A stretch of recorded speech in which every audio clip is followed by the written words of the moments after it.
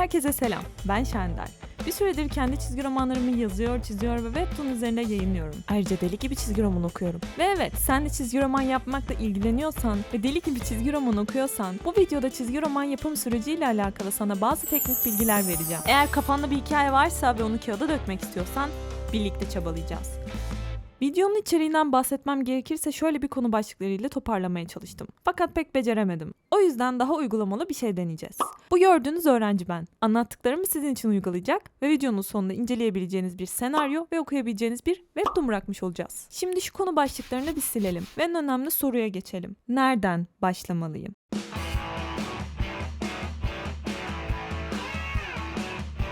Bazen ilham, çevremizden etkilendiğimiz olaylar sonucunda gelebilir. Bazen de başkalarının çalışmalarını gördüğümüzde bizi harekete geçirebilir. Allah. Bu noktada ilhamın bir çizim tarzı olabilir veya bir olay olabilir. Bunun üzerine yoğunlaşarak fikrinin temellerini oluşturabilirsin.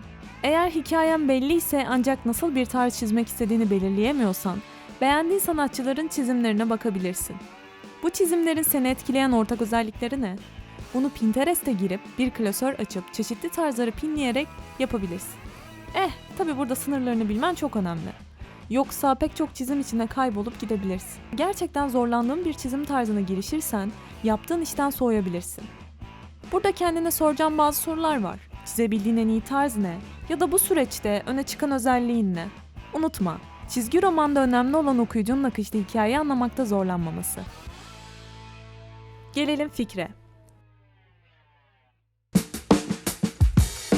Tarz bir hikayeyi seçtik diyelim. Kafamızda oluşan ihtimaller, sonlar, karakterler, bu fikrimizi birine anlatmak istiyoruz. Ona en sade ve doğrudan ana fikri verecek şekilde özetlemeliyiz. Önemli olan hikayemizin özünü ve temel unsurlarını net bir şekilde aktarabilmek. Bu hikayeye kısa bakış attığımız, bir sayfayı bile geçmeyen özete de sinopsis diyoruz. Öyleyse sonraki... sinopsisini okuyalım. Hikayenin girişi, gelişen olayları ve sonucu oldukça belirgin görünüyor. Tabi baloncukları ve panelleri nerelere yerleştireceğimizi belirleyebilmek adına daha detaylı bir doküman hazırlamalıyız. Sıradaki konumuz çizgi roman senaryosu. Genel olarak dünya çapında kabul görmüş senaryo yazım formatları vardır. Yazı tipi, punto, sayfa düzeni hepsi belli bir kuralla yazılır. Bu standart formatlar prodüksiyon sürecini kolaylaştırmak ve herkesin aynı dili konuşması için tasarlanmıştır. Aynı şekilde de storyboard örneklerine baktığımızda belirli bir format görürsünüz. Böylece dizi, film, animasyon alanlarında çalışırken bu formatlar üzerinden gitmek gerekir. Senaryo yazmak elbette şart değil. Çizgi roman dünyasına çalışma stili konusunda oldukça özgürüz. Dilerseniz eskizleyerek de başlayabilirsiniz. Ancak yine de hikayenizin kontrolden çıkmaması için sinopsisten öte bir flow'a ihtiyacınız olacak. Flow, yani akış, hikayenizin gidişatını belirler. Özellikle bir yazarsanız ve çizerle çalışıyorsanız çizgi roman senaryosunu kesinlikle tavsiye ederim. Ve işte senaryomuz. Bunu herkesin inceleyebilmesi için videonun açıklama kısmına koyuyorum.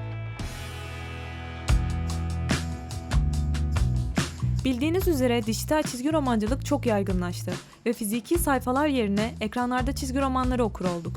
Bu da yeni formatlar doğurdu. Webtoon denilen bu dijital çizgi roman formatı özellikle telefondan kaydırarak hikayeyi okuyabilmenizi sağlıyor. Kağıtlar veya ekranlar hikayelerinizi sunabilmeniz için farklı etkilere sahip araçlardır ve okuyucuyu hikayenizin içerisine çekebilmek için bu araçları verimli şekilde kullanmayı bilmelisiniz. Örneğin fiziki bir çizgi romanı okurken iki sayfayı da bir bütün olarak görebilirsiniz. Bu yüzden genelde sanatçılar sürprizleri buradaki ikinci sayfaya koymazlar. Sayfayı çevirdiğiniz anda görürsünüz ve bu da dramatikliği arttırır. Hikayenizi güçlendirmenin başka bir yolu ise sayfaları bütün olarak kullanmaktır. Eğer okuyucunun o sahnede biraz durmasını, düşünmesini ya da daha fazla dramatize olmasını istiyorsanız tüm alanı kullanabilirsiniz. Ayrıca kitapların bir diğer güzel yanı ise sayfalar arasında hızlıca geçişler yapabiliyor olmamız. Hikaye bir bütün olarak bakan okuyucuya tanıtınızla bir mesaj verebilirsiniz. Örneğin koyu tonlarla başlayan bu hikaye canlı renklerle bitiyor.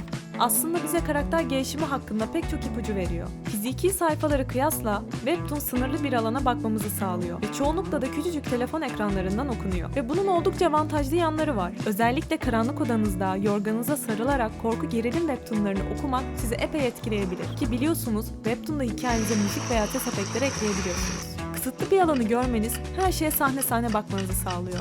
Bunu göz önüne alarak kurgularsanız pek çok etkili sahne yaratabilirsiniz. Pekala, şimdi en eğlenceli kısma geliyoruz. Tasarım. Olayların geçeceği mekanı ve karakterleri tasarlama vakti. Ne oldu? Yoruldun mu? Tamam o zaman Part 2 ile daha sonra devam ederiz. Ama bak sakın derse geç kalma. Bildirimleri aç ve abone ol. Tamam mı? Sonraki derste görüşürüz. Bir de like atmayı unutma. Sonraki videolarda öğrenmek istediğin ve ilgini çeken konular varsa yorum atmayı da unutma. Hadi git şimdi.